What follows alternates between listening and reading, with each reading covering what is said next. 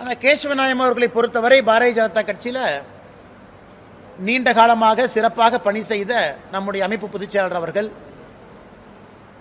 நிறைய தேர்தலை சந்திச்சிருக்கிறாங்க. நல்ல ஒரு மனிதர், கடுமையாக உழைக்கக்கூடியவர், ரொம்ப எளிமையாக வாழக்கூடியவர். அவங்க ஆர்எஸ்எஸ் பிரச்சாரத்தில் இருக்கிறாங்க. அவங்களுக்கு எந்த பொறுப்பும் கூட ஒரே பொறுப்பு தான். அது சங்கத்திலிருந்து ஆர்எஸ்எஸ் இயக்கத்திலிருந்து பாரதிய ஜனதா கட்சிக்கு கொடுக்கப்பட்டிருந்தார்கள். திரும்ப சங்கம் அவங்களை திரும்ப எடுத்து இன்னொரு பொறுப்பை கொடுத்துருக்கிறாங்க. இன்னைக்கும் ஒரு முக்கியமான பொறுப்புக்கு போயிருக்கிறாங்க இங்கிருந்து. இன்னைக்கு இதே பார்த்தீங்கன்னா கேரளாவில் அமைப்பு பொதுச்செயலாளர் இல்லை, கர்நாடகாவில் அமைப்பு பொதுச்செயலாளர் இல்லை, இன்னைக்கு தமிழ்நாட்டில் அமைப்பு பொதுச்செயலாளர் இல்லை, புதுச்சேரி மாநிலத்தில் அமைப்பு பொதுச்செயலாளர் இல்லை. அதுவும் புதிதில்லை. அதனால் பத்திரிகை நண்பர்கள் நிறைய டிபேட்லாம் நடத்துறீங்க. இந்த கேரளா, கர்நாடகா, தமிழ்நாடு, புதுச்சேரி 4 மாநிலத்திலும் கூட அமைப்பு பொதுச்செயலாளர் இல்லை. அந்த பொறுப்பு காலியா இருக்கு.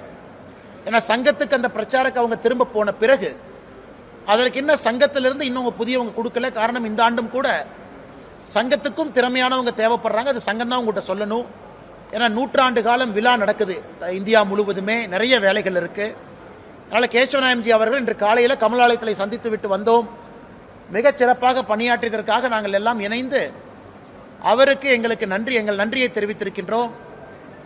கேசவநாயம் அவர்களை பொறுத்தவரை அவர் பிரச்சாரக், அவங்க வேலையை முடிச்சுட்டு அவங்க கிளம்பிட்டாங்க, அவ்வளவுதான். அவர் அரசியல்வாதி கிடையாது. அதனால் அவரை பற்றி தேவையில்லாத ஒரு விவாதமோ தேவையில்லாத வீண் சர்ச்சைகளோ அதெல்லாம் முடிவுக்கு வரும் என்கின்ற ஒரு எண்ணமும் எனக்கு இந்த நேரத்தில் இருக்கு.